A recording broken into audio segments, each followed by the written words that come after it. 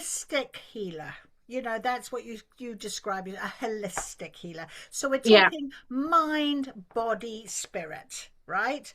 yeah. For people that not sort of, come across this idea of holistic healing, can you just explain what you mean by that? What do you think it means to people? Yeah, so going back really in a time, um, as I said, I've had body dysmorphia. I've had weight issues from the age of 10. I've struggled with weight issues from the age of 10. And what I've realised, it's all linked. It's all linked. It's like kind of all connected. And I've done personal training. I've done, instructor back in my 20s. I've done Pilates instructor in my 20s. And I know how important it is like to do exercise and fitness because I've done all that like for 20 odd years. And I realized that when you work out the body, the mind clears, you get that endorphin, you get happy, your soul feels cleansed. And it's like this whole, yes, it is the whole system. It's like, you kind of have a laptop, but you haven't got a laptop if you haven't got a screen, and you haven't got a laptop if you haven't got the power cable, and you haven't got a laptop if you haven't got the motor. And it's, the power cable is the soul for me. The screen is like sort of the kind of body. And obviously the mechanism inside is the mind.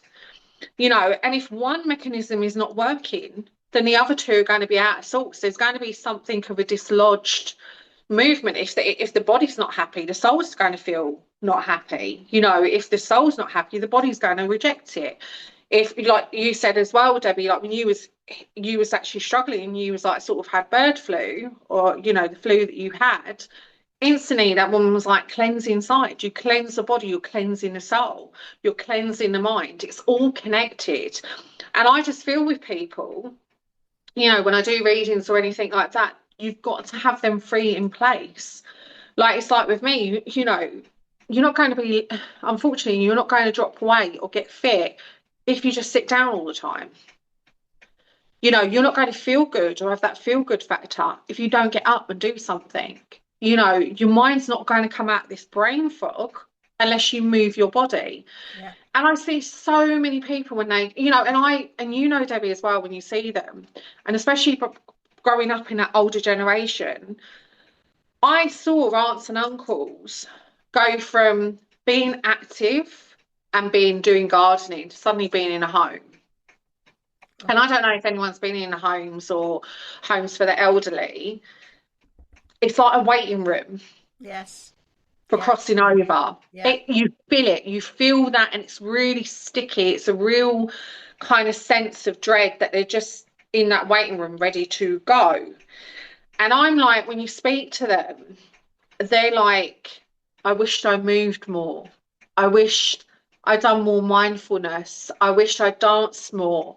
I wished I didn't just sit in front of the TV. I wished I read more. I wished I learnt more. And the one thing out of all of it, they wish they lived more. Yeah. Exactly. Exactly. Because now they're in this prison and now they can't get out of it and now they're just waiting. And I always, for me, I don't want to be like that. I don't want, so I said to you earlier, I want to be one of them elderly women in 70 and 80, and I'm still dancing, Yeah. 100%. and that's what I feel. And I heard this terminology, Debbie, and you probably heard it yourself. Basically, it was a guy, and he said, he was a funeral director, and he kind of turned around and said the most disheartening thing about his work was burying people when they still had music in them. Oh, Was burying people yeah. who still had dreams in them. Yeah. And that's where holistic therapy comes from. It's like if you want that dream, you have to get up and do it. That means moving your body. That means focusing your mind. You become the master of the mind, not the mind becomes your master. Absolutely. Listen to your soul. It's telling you something. Your soul Yeah. will tell you if there's something wrong with your body. Yeah. Yeah. They 100%. they're connected. Yeah.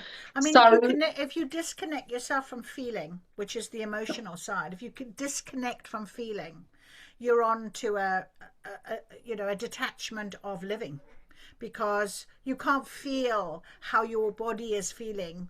If it's hurting, let it hurt, but find out what you can do to help it. You know, Yeah. and then you're taking ownership of yourself, aren't you, when you're feeling it? Yeah, yeah, it's taking that. Like I would always say in my videos, right, guys, you know what I'm going to say? Take that 10 minutes out. And I think you've got 24 hours in a day. Just take 10 minutes for yourself. Absolutely. Get your pen and paper. And I always love yoga because I'm like, it's just you and the mat. Like you just get on that mat and that's it. And it's like, just get yourself, close the door, 10 minutes, and just listen. What is your soul telling you? What is your body telling you? What's going on? Ask yourself, how am I feeling today? Like, how many times do people actually sit there and go, how am I actually feeling today? How many of us actually sit there and turn around and say, who am I to me? Absolutely. 100%. 100%. That is None of that us. Like, self-realization. That's that internal self-diagnosis, isn't it? mm, Of really feeling into who you are and what you want to be and how you want to feel every day. You show up for you. No one else. No one else but you.